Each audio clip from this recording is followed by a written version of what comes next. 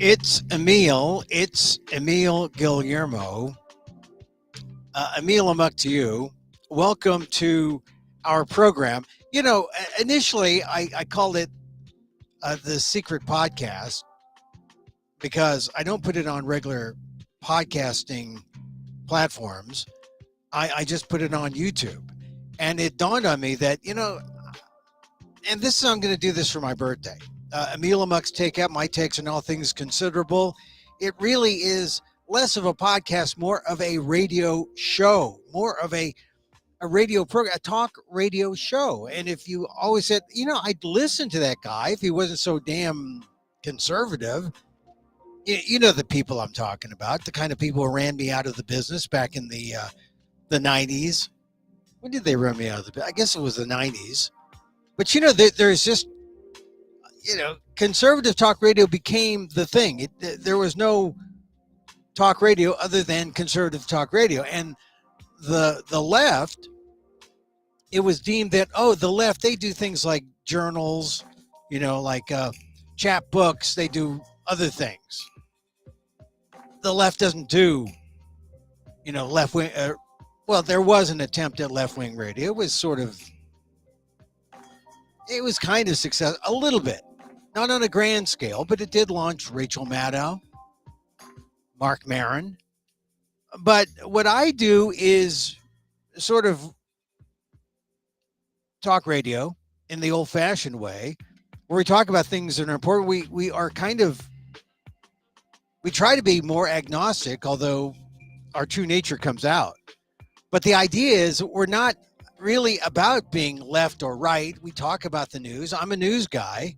That was the other thing about me versus other talk radio people. They weren't news people, generally speaking, but I'm a news guy. So I decided that, okay, this is what I'm going to do. I'm going to do talk radio, but fortunately for me, I don't have to buy I don't have to pay several $100,000 for a 10,000 AM, 10,000 watt stick in the middle of Texas to broadcast to nowhere. I can go on the internet and just put things out there. News, stories, my ideas, like I would if I had continued on at KSFO in San Francisco before they said, we're going to go all right wing.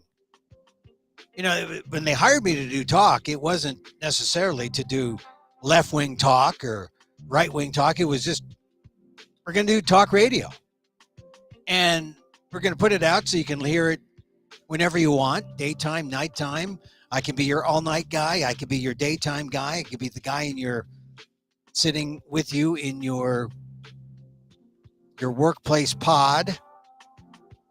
The guy with you as you do your dishes, your laundry, whatever. I could be the guy that's with you that puts you to sleep at night, because that's what talk radio does. So starting this week sometime, well, actually go now. It's my birthday week, and nothing would please me more than if you went to Patreon, patreon.com/Emil Amok, and just sign up and get the version that gets all the talk radio things. I'm not going to put this on YouTube anymore. I might put the first minute to tell you that, hey, we're on. And then to get these 30 to an hour length show, because when you think about it, that's how long a talk show was. 1 hour, when you take out the commercials and you take out all the bad phone calls, and you just put down the pure content from the host, maybe it was 20 minutes an hour. Take out the commercials, take out the traffic and the weather and the news, and take out the ads, and you might have 15 to 20 minutes of real content in 1 hour. So when you did a 3-hour show, you had 45 minutes of content. And I know I did talk radio in Washington, D.C., in Sacramento, in San Francisco, and I know how much content there was. Of course, if you're on at midnight, you had lots of content. So we're going to do this like a talk radio program, except you don't get to participate necessarily. Although on Patreon, if you are a patron, you can comment and I'll comment to your comments, and you can contribute. And it's a lot simpler and easier than the way we do it on YouTube. The other reason why I suggest you go to Patreon and sign up for the Emil Amok's Takeout, the talk radio program, is because we don't get bogged down by algorithms. We don't get bogged down by, oh, well, you heard this, you'll like this. You'll just, if you found me or you know about me, you say, hey, yeah, well, I like Emil. He might say something provocative. He might say something insightful. I'll subscribe to him. No algorithms involved. Isn't that a great thing? To minimize the algorithms in your life? I think that's a great thing. I mean, where would we be were it not for algorithms? We'd probably be in a lot better place. We probably have half the stuff that we bought on impulse, and we probably would be just happier. So that's my suggestion. Do it here in my birthday week. We're in my birthday week. You can tell it's my birthday week, despite the abnormal weather. I mean, the problem is, number one, it's too damn hot than it normally is for October. But baseball is on, and baseball has been pretty exciting. I mean, the Yankees, what happened to the Yankees last night? My God, I was watching them and I think, oh, this Rodon, he's great. And he was great for like 3 innings, and then he fell apart. And then, you know, I want to root for the Yankees because, number one, they have number 99. They have Aaron Judge, who's from up the road in Linden, California. And I want to root for the kid. I want to root. I don't think he's better than Shohei Ohtani. I think Shohei may be a little better. But I love Aaron Judge because he's 209 all day, living in 917. Is that the area code for New York? 718, 918, whatever it is. He's in the Bronx. So I want to root for him. I want to root for Volpe, Anthony Volpe, the New Jersey kid playing shortstop, who's half Filipino. I love it when they're half Filipino because then I can say, oh, yeah, when he screws up, it's the white side. It's always the white. It's not the Filipino side is the pristine part. It's the white side. And Volpe he screwed up yesterday a little bit. Fielding error. Well, I don't know if they called it an error. He fielded the ball in the short outfield, couldn't make the play. Anyway, so I want to root for Volpe and Judge, but it's hard to root for the Yankees. It just because they're the Yankees, right? And so I'm conflicted. I want to root for all the Asian guys. Steve Kwan for the Guardians. So maybe the Indians. Maybe Cleveland I'll root for a little bit. That's the American League. I don't want to root for the Padres. I'm going to go Dodgers because of Ohtani. Because nothing makes me feel happier than a big Asian in America swinging a 34.5-inch bat. That's just my thing. I mean, it just, right? It just does wonders for our Asian guy image. So anyway, I got talking about this because this is October. It's baseball, October baseball, but it's too damn hot. So anyway, this is the talk radio program where I'll talk about all the things that are in the news, that are happening in my life, things that I see. Like, I guess we got to mention the hurricane.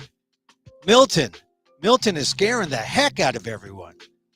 I remember when I was covering a hurricane in Texas, and people in Houston were driving all the way up to Dallas. Now that's like a 4-hour drive. They were driving. They were seeking higher ground, going 4 hours to Dallas, and I'm sure it was because, well, where do we go? We could stop here in, Podunk, or we could just keep going to Dallas, and they did. And I guess they found some refuge. It turned out not to be as big a hit back then, as I recall back in the 80s, early 80s. But that's what people are doing now in Florida. They're just leaving Florida and trying to find the closest Motel 6 where they can hang out until all this ends. Of course, if you stop in Florida, you're probably going to get more rain. Go from Tampa to Orlando, not far enough. You got to go up to who knows where, Gainesville, maybe up north, Georgia. And, then even when it's a tropical storm, it still is damaged. So, I feel for everyone from Florida. I love visiting the state. I love my friends there. I just think, God, there's something about an earthquake that is more stable, because it's not wet, it's not soggy. In California, we've got earthquakes and we have fires.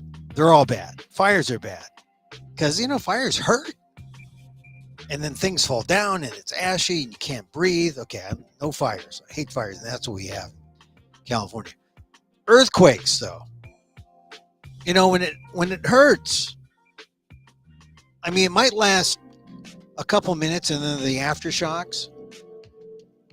But generally, it's like concentrated epicenter, and it isn't really that bad. Things fall down off shelves. So actually, I kind of, I've been thinking now, where would I move if I could move? Would I move to Florida? Would I move to, like my friend who was up in North Carolina? If you listen to show 763, my friend Tony Robles, a poet, was writing poetry about being stuck outside of Asheville. He lives in Hendersonville, North Carolina. And I had his thoughts on show 763 yesterday. But he went from San Francisco he was in Orlando for a little while, then to Asheville, because that's where his mother is.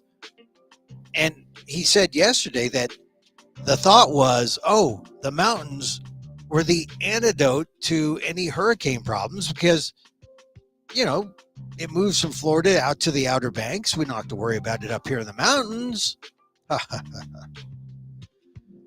That's what they thought. They thought they were immune. So who knows how far is far enough if you're driving out of Miami or driving out of Tampa, heading north, how far you have to drive. But I'm thinking of you.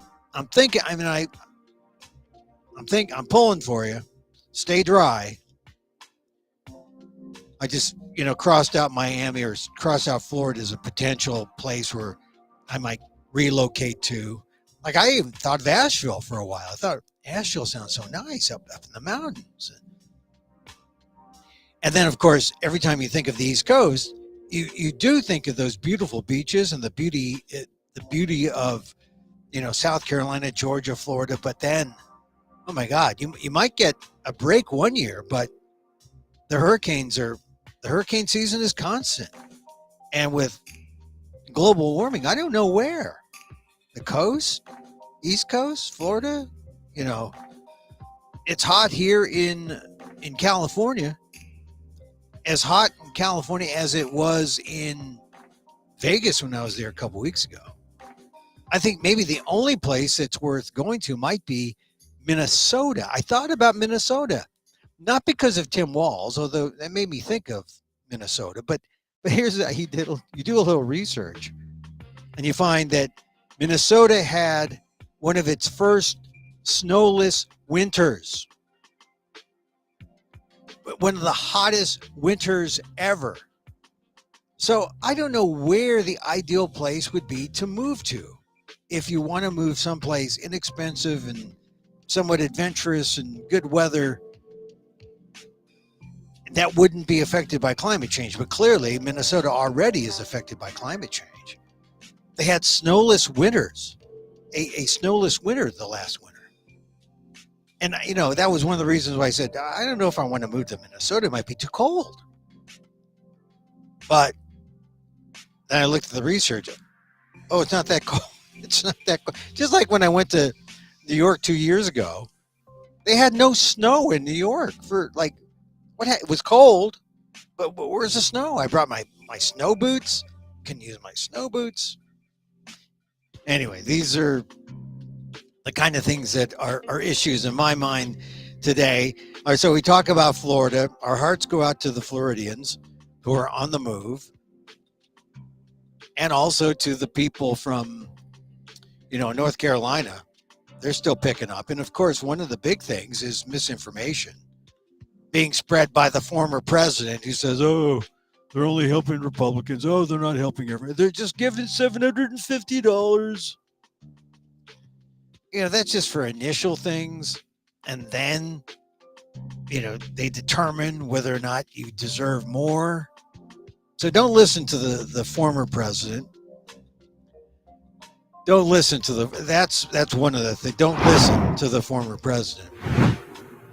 One of the things I've been listening to this morning, though, has been, I want to talk about Woodward's book. I don't want to forget Woodward's book because that's a big deal. Everyone's talking about, oh, what's going to be the October surprise. The October surprise is the thing that happens in October every year that makes you say, oh, I'm not voting for that guy. But frankly, after the Access Hollywood tape, if you still voted for Donald Trump after the Access Hollywood tapes in that 2016 election, I don't know. I don't know what kind of October surprise is going to make a difference. That was a big October surprise. Was that the October surprise, or was it Comey coming out and saying, oh, when he did something adverse to Hillary, and that gave Donald Trump a talking point. I don't know. I just think the October surprise is something that campaigns hope for, campaigns that need a jolt, but it may not mean anything now, especially when one of the candidates involved is Donald Trump. Because here's the thing, when Donald Trump is a candidate, you don't have an October surprise. You have a August surprise, a September surprise, you have a July surprise, you have a June surprise. There's surprises every time the guy opens his mouth. Every time he opens his mouth. They're eating cats, they're eating dogs, every time. And yesterday, of course, we had a surprise. Call it what you will, October surprise or not, but he had his Hitlerian delusions come out. But also, to be fair, we had, well, it wasn't really a surprise, but it's one of the things that I got out of the 60 Minutes interview that Kamala Harris gave to Bill Whitaker on CBS yesterday.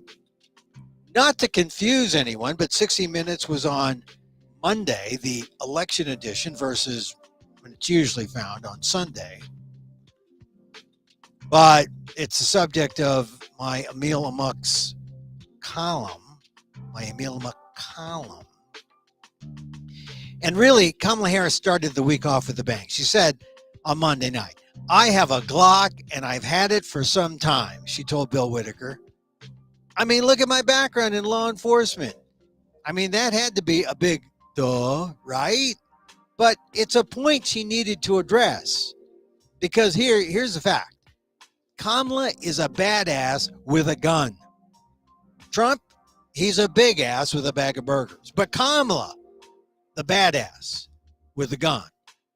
And voters need to know that the things that separate the two candidates right now, with less than a month, what are the things that separate the two? Kamala, law and order. Trump, the law-breaking felon, 34 convictions, who thinks he's above the law. That, I think, is really the big chasm. That's the big comparison. It's like a lineup. Kamala, prosecutor, Trump, in striped clothing, up in the lineup. Oh, yeah, I know that guy. And really, that's how Harris kicked off her media blitz. That included, well, Call Me Daddy over the weekend, The View, Howard Stern, The Colbert Late Show later tonight. And it's all ending this week later in Vegas for good reason. She needs the guys. She needs the guys. Not the MAGA-prone white guys, but the men of color, apparently blindsided by a woman who is simultaneously African American and Asian American. They can't, they just can't comprehend that. That can be the same thing. Who's also a woman, who's also powerful enough and savvy enough to make history as the 47th president of the United States. It's just something that some guys can't get their arms around. Or forget their arms, how about their head? They can't get their head around that.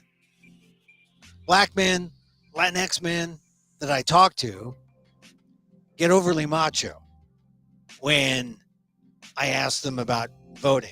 They blurt out some name, Trump, as if in self-defense. So again, Harris was happy on Monday to wave her gun around to attract the guys. Asked CBS's Whitaker, have you fired it ever? And Harris laughed and said, yes, of course I have. At the shooting range. Kamala, the badass with the gun. So here's what happened. When I visited Nevada recently, I sensed that freedom-loving women there are going to have to carry that battleground state. That's because after I talked to Nevadans during my lift ride focus groups, it's the only times that I really get a captive audience. I had one black driver, a black male driver, was so anti-Harris. When I pointed out a previous passenger had left a pro-Harris poster, the guy reached back, grabbed the sign, ripped it into the shreds while driving. Ripped it into shreds while driving.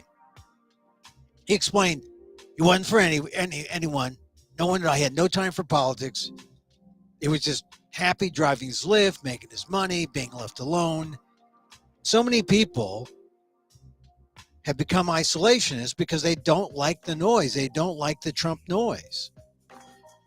And Trump invites noise. He invites chaos. He invites people to say, yeah, that's not for me. Politics, not for me. When in fact, politics is for them. Politics is them. But too easy for them to say, no, politics, not for me. In fact, few people really wanted to talk politics with me. The Filipino guys I talked to weren't willing to engage. I saw a few. In Vegas, there's a large Filipino population. A lot of them recent immigrants, some with that, most with accents. But I just, you talk about, it's got to be random, right? I can't just go to a union hall and seek out people who are actually engaged. I got to check randomly, people that just walking around that I encounter, either in a casino, in a lift. I did see a big billboard about Harris and Filipino pride. But among folks I randomly engaged with, there was a real disenchantment with government and our leaders.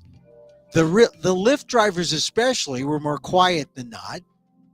They didn't even want to talk to me for a 5-star rating. So most all the drivers I had were youngish. They were under 40, and they were concerned about the economy, right? It's just like what I was saying yesterday about Carville making the rules for really all of politics, the successful rules for all of politics. It's the economy stupid. That's Carville. It's about change. Don't forget about healthcare. Those were the three things, right? The Latin drivers were all more willing to talk. Voting for Trump, I asked. Look at the price of gas, the price of anything, they said. It's been tough. And I told them, inflation is down 2.5%. And that if Trump got in, he's going to impose tariffs on Chinese goods that companies will pass on to consumers. Nobel economists say Trump's economic plan guarantees greater inflation. Most had nothing to say but the standard. Harris has had 4 years. Oh, really? In the number 2 subordinate role, where you serve at the pleasure of the president? If a vice president is so influential, why don't the MAGA guys take the guy they wanted to hang more seriously? Mike Pence says he's not voting for Trump for good reason. On my last day, I got a driver, a Mexican immigrant named Enrique, and to him there was no question. Who was he backing? Anyone but Trump, he said. I'm voting for her. And that was the one shot of testosteronic sanity. Is that a word? Testosteronic sanity? The one shot of that in the desert while I was there. The race is so close. It's really hard to figure what the national polls truly reflect. As I speak, Harris is ahead by 2 percentage points, 49 to 47, according to that New York Times Siena College poll. But that could reflect an abundance of California voters, where Harris leads big, or it could reflect the abundance of Florida voters, where Trump leads bigly. And we all know that it's the Electoral College that counts. And that's where attracting men of color in swing states could make a bigger, real difference than swaying undecideds or independents. Men of color in swing states like Nevada. That's reason for Kamala Harris to wave her Glock. But Trump said some things yesterday that are worth talking about. Harris said a lot in that 60 Minutes program that Donald Trump refused to participate in. Trump didn't want to be fact-checked. Show fact checks everybody. And he claimed 60 Minutes lied about him in a 2020 report. It didn't. Maybe Trump backed out because on Monday he was spouting off Hitlerian philosophy on a friendly conservative talk radio program. Not mine. I'm not friendly nor conservative.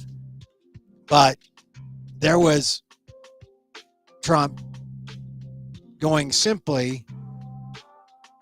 beyond the simple, they're eating dogs, they're eating cats. Or as I like to say, they're eating dogs, they're eating cats.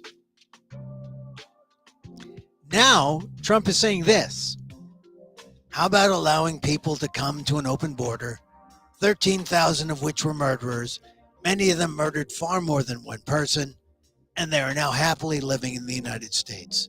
Now a murderer, I believe this, it's in their genes. And we got a lot of bad genes in our country right now. A lot of bad genes. Oh my God, when he said that, what, the good people wear khakis? We got a lot of bad genes right now.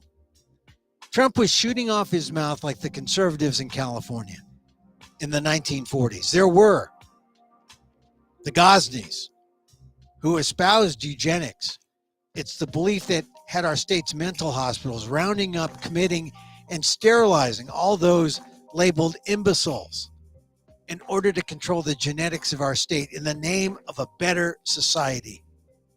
That's what they were doing. They wanted a better society. Get the imbeciles, get the half-wits, round them up, commit them, sterilize them, get them out. Whenever you talk about bad genes, that's what you should be thinking of.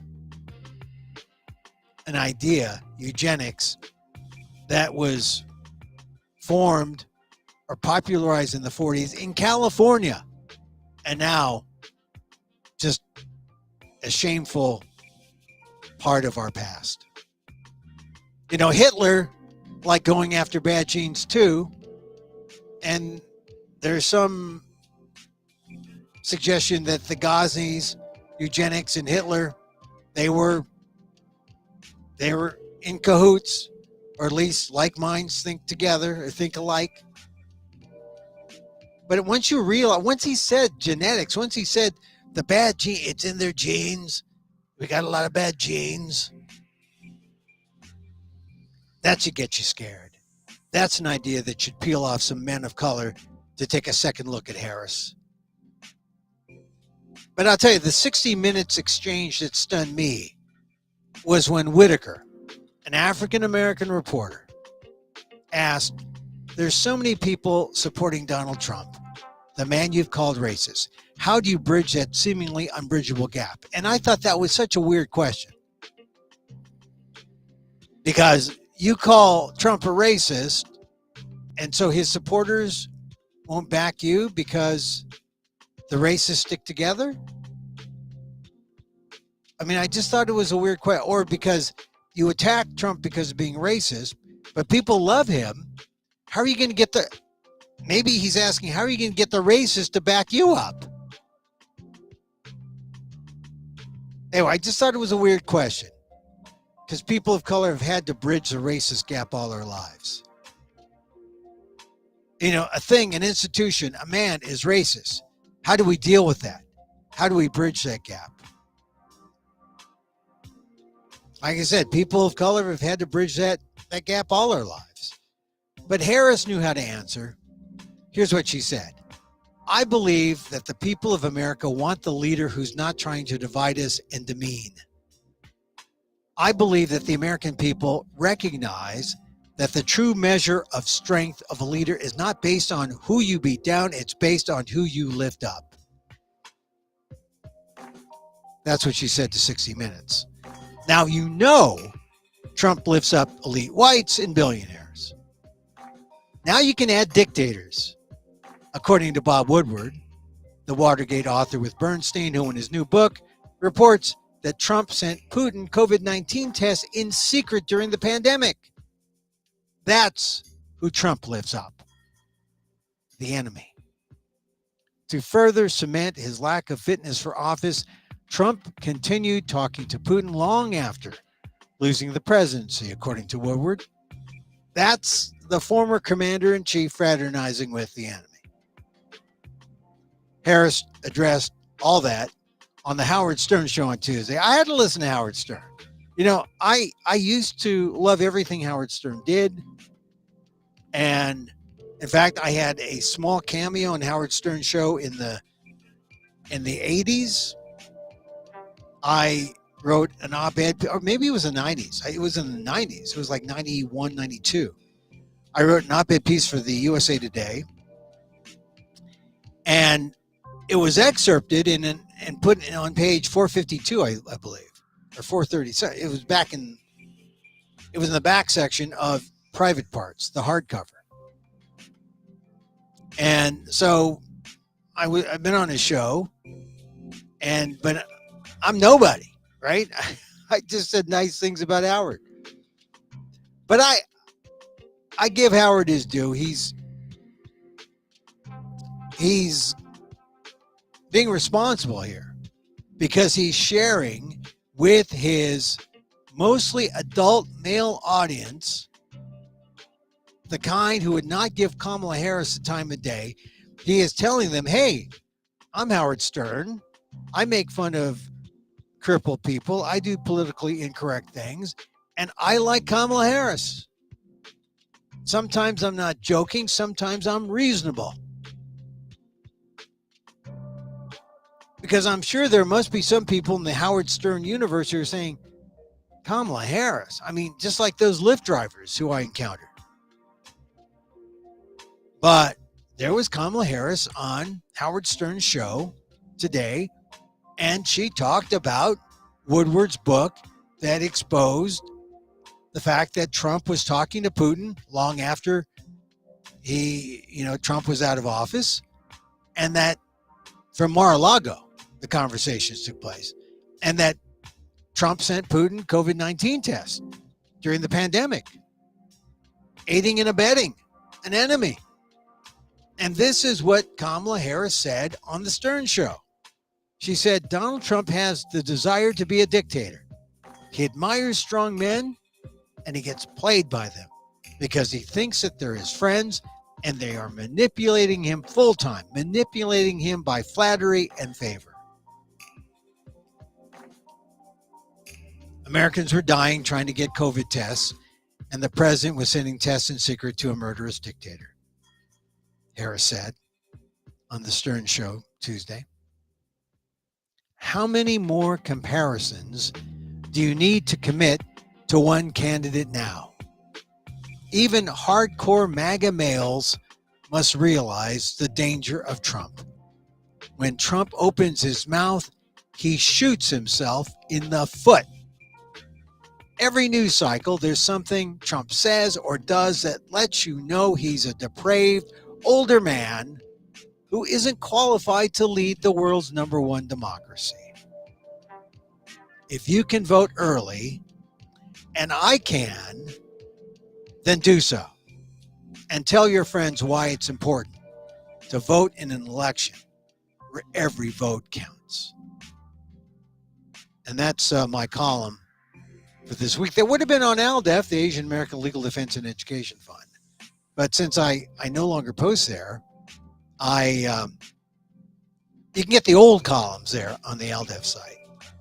The last couple, where I talk about my favorite hits, my greatest hits on the ALDEF site. Talking to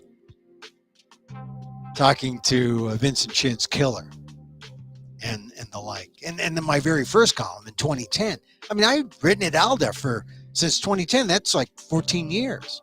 And before that, it was 15 years at Asian Week in San Francisco. And fortunately, I keep printing my column because there are a number of newspapers in the Emil Guillermo syndicate, but the home base has always been Asian Week and ALDEF, and now I'm looking for another home. And I'm putting it for now on Substack. You can get it. And you can get me talking about it on Patreon, patreon.com/Emil Amok. And I'm putting it all up there now this week, but I'm going to stop doing these YouTube and X, formerly known as Twitter. I'm just going to stop doing it there and just put out things on Facebook and, that say, hey, I'm doing this, go to Patreon.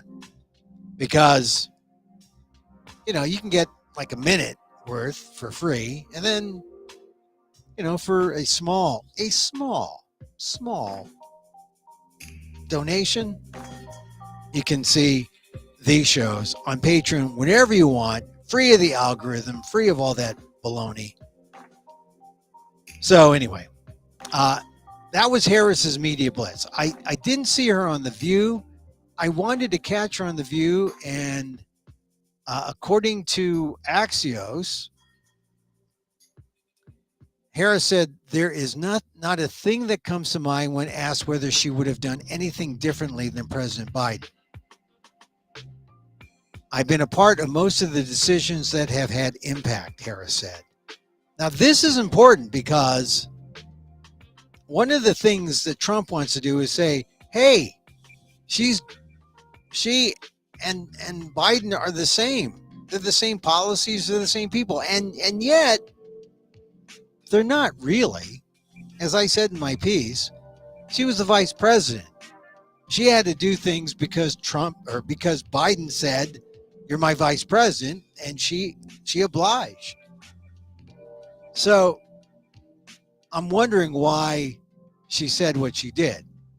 I'm sure the Trump people will pick up on that and tear that apart, where she says there is not a thing that comes to mind when asked whether she would have done anything differently than President Biden.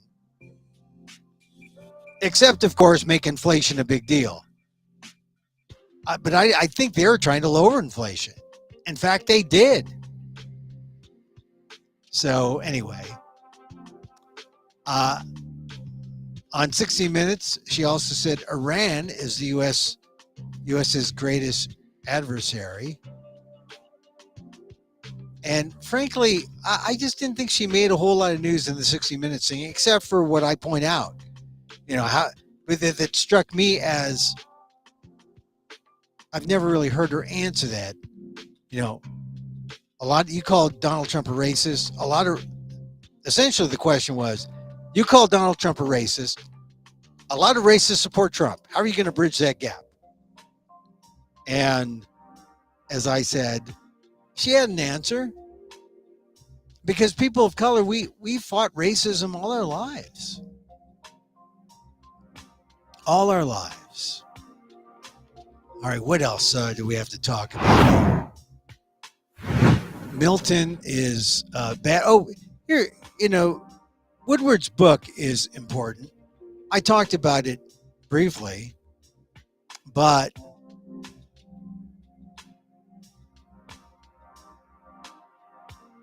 it just shows you just the kind of reporter Bob Woodward is at 81.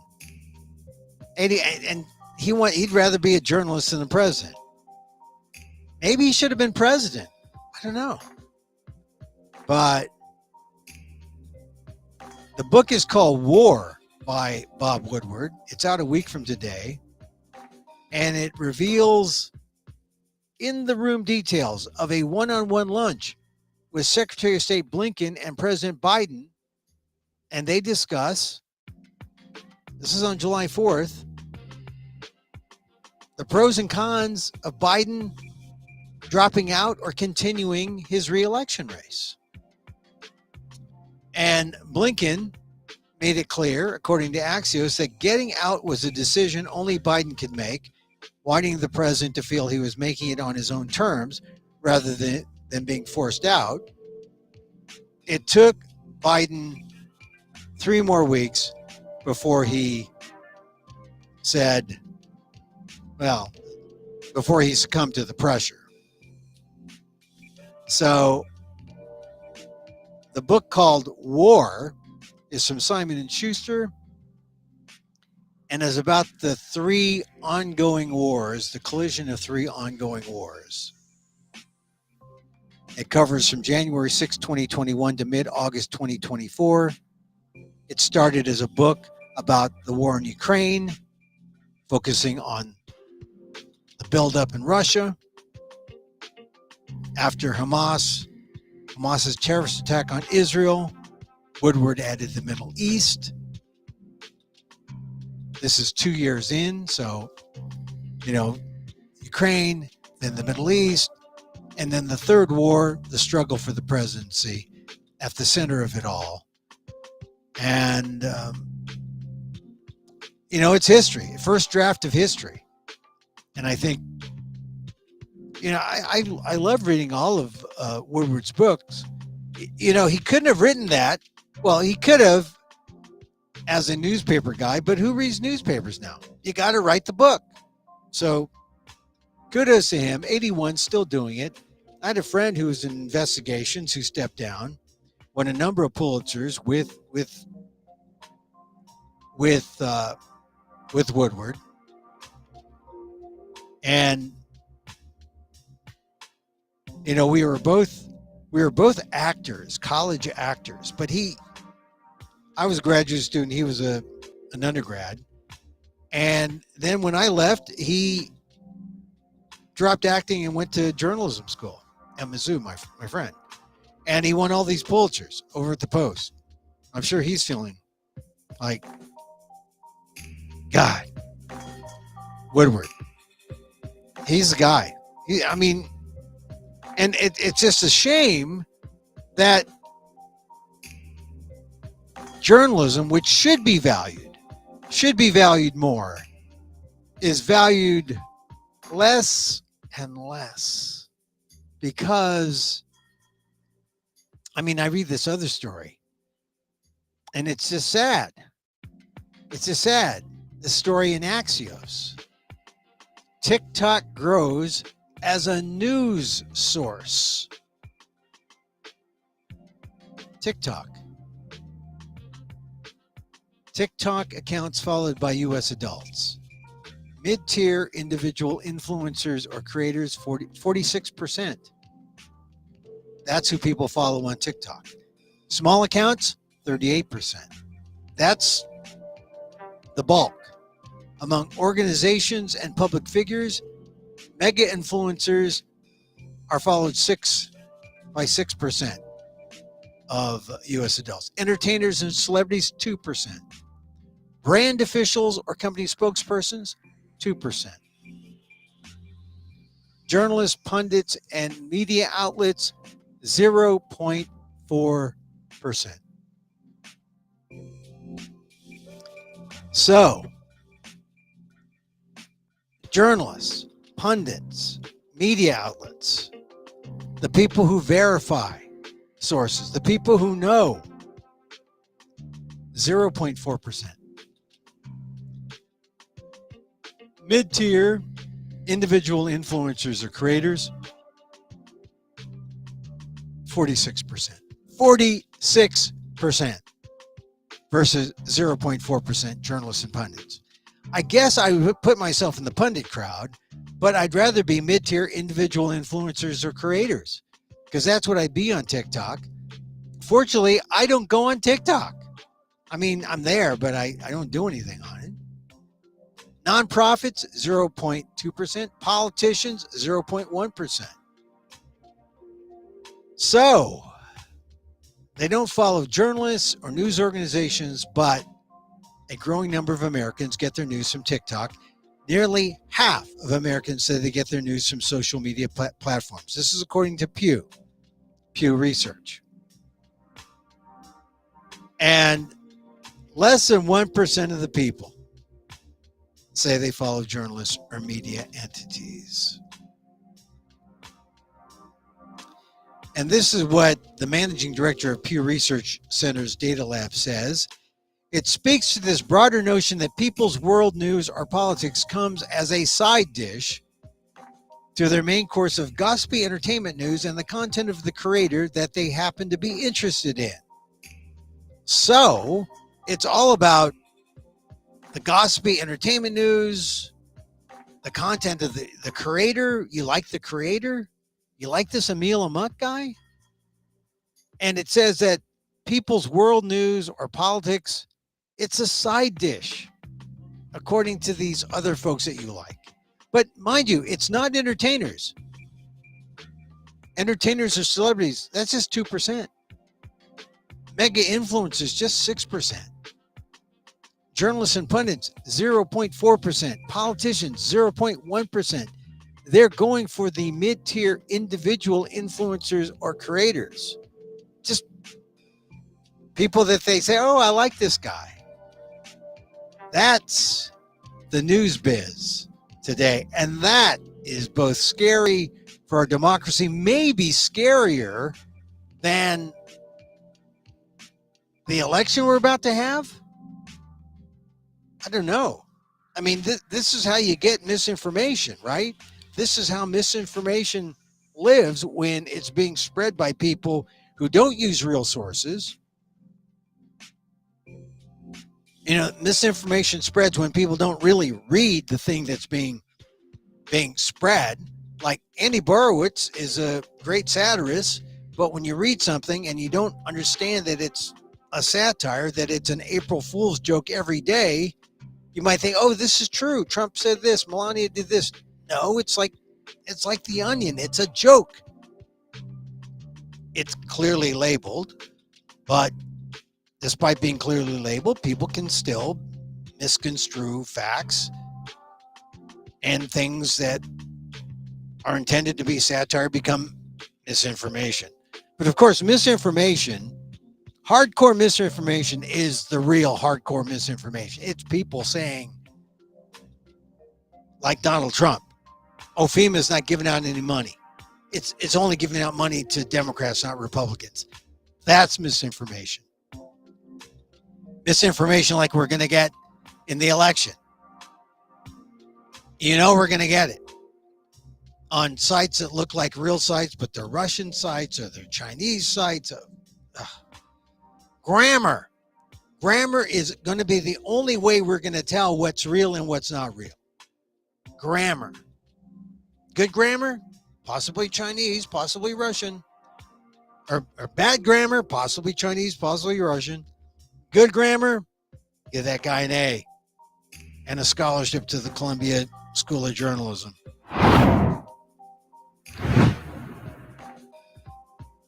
Anyway, I hope you're going to vote. Now's the time to vote. Vote. I'm voting on my birthday week. I'm going to try to make it lucky. I'm saving democracy. I'm voting. I vote by mail. I'm a permanent mail voter. Darn it. I'm going to wear that badge, not just for 24 hours, I'm going to wear it like this whole time. I voted. You should too. Because really, it's not about who you vote for. I can deal with that if we don't agree. But it is, did you vote? Are you voting? Please vote. There's still time to register. In some places, all the rules are different. Still time to vote, or still time to register. Certainly still time to vote. But if you can vote early, do so. Do so. There's no October surprise. The October surprise, you forgot to vote. That would be the October surprise. Don't forget to vote. Don't forget to vote. All right, so we're going to pick up some pieces. They fired Robert Saleh from the Jets. If you're a Jets fan, I'm sorry. Aaron Rodgers looks terrible. Used to like him 5 years ago. But I think it's an overreaction when you fire a coach. But they did. So what can you do? I watched the Kansas City game last night. I thought maybe my favorite Fresno State quarterback, Jake Haener, got his shot. That would have been good if for the New Orleans Saints, he led them to 14 points in the last 2 minutes. Wasn't to be. I like Jake Haener. I rooted for those Fresno State teams he was on. He's kind of tarnished because he had a little PED episode that he had to be suspended for. So he's no saint, but look, he's a professional athlete. You know, they're looking for an edge. It's just sad, you know, because I thought he was good enough, and he has his good days, but he couldn't beat the Kansas City Chiefs last night. Patrick Mahomes, man, they're just good. They're just good. And the difference really is, do you have a guy who can make plays? Because if you have a guy who makes plays, you're not going to go down with the ship. Now, you're going to have a guy who is going to fight tooth and nail for everything, make plays, and win. So that was my lesson watching sports last night. All right, I'm going to suggest some Emil suggestions. Watch the Carville documentary, CNN's documentary. I think it was on a week ago last Saturday, or maybe it was on last Saturday for the first time. It's great. It's a great piece. And once again, it gets to how we can be real bipartisan. We can get bipartisanship in America. And that is, if you're Republican, sleep with Democrats. If you're Democrat, sleep with Republicans. That's just the way it is. It's easy peasy, right? I mean, if you're a Democrat and you're not considering those, you know, sexy Republican women out there, I mean, you're just eliminating half of the pool. And likewise, if you're a Republican and you're not considering all those sexy Democrat men and women, whatever is your fancy, I mean, you're just limiting the pool. I mean, look at J.D. Vance, Mr., you know, white birth rate. I mean, he's got these biracial kids. You know, that's the way to go. I think she's even bipolitical too, because she was so far to the left compared to Vance. But maybe for the sake of the family, maybe they've got a Madeline Carville thing going. But I think that's the most fascinating thing about that documentary. Republicans and Democrats should sleep with each other. That's it. That's the message. And when Harris and Cheney get together, that's a good sign in American politics. A good sign in American politics. All right. So that's it. We're going to call it a program. Remember, because I know I worked in talk radio. an average hour in talk radio, and you get rid of all the ads and all the baloney, you're talking for about 18 minutes. So if you do a 3-hour talk radio show, you've actually given 54 minutes of solid content and insight, which is in about 40 minutes. That's what you're going to get here. So if you like this talk radio program, which I do here, check it out. Patreon.com/Emil Amok. Do it for my birthday, please. And it's fun. It's a daily thing. And from wherever we are, we'll talk about the news. We'll give you a take. And in the words of Jim Rome, hopefully, we won't suck.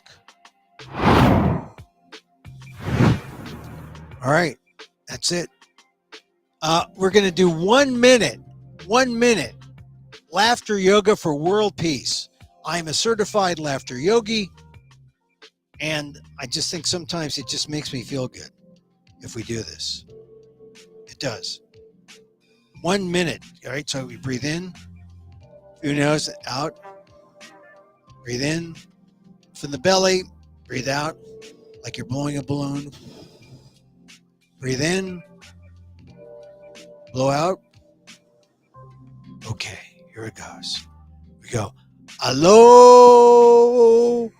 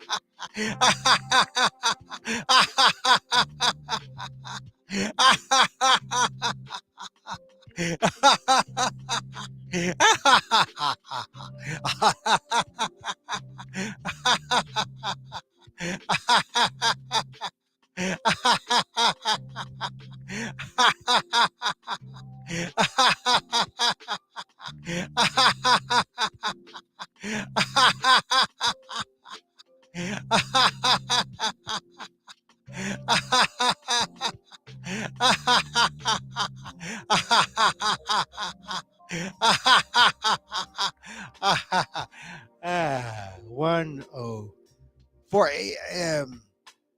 Laughter yoga, 1 minute for world peace. I'm telling you, it's a workout. Laughter yoga is not a comedy, it's an exercise, and it's laughter independent of jokes, humor, comedy. It's just the laughter part, concentrated.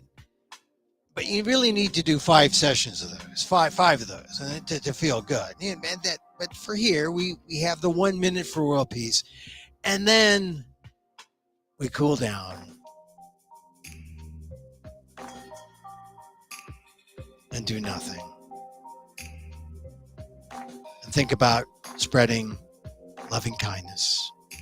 Like we end all our shows with a little metta, M-E-T-T-A, the loving kindness meditation. And so, as I wish for me, I wish for you. May you be safe. May you be happy. May you be healthy. And may you live with ease. Emil Guillermo here. Hey, the full Emil Amok's Takeout talk show on Patreon, patreon.com/Emil Amok. And then we will go, wherever you're seeing this, on YouTube, Facebook, X, we'll just put like a truncated 1 2-minute version. But after next week, we're going to move all to Patreon. patreon.com/Emil Amok. Check it out now. Birthday prices. Happy Librans everywhere. Till next time. I'm Emil Guillermo. Emil Amok to you.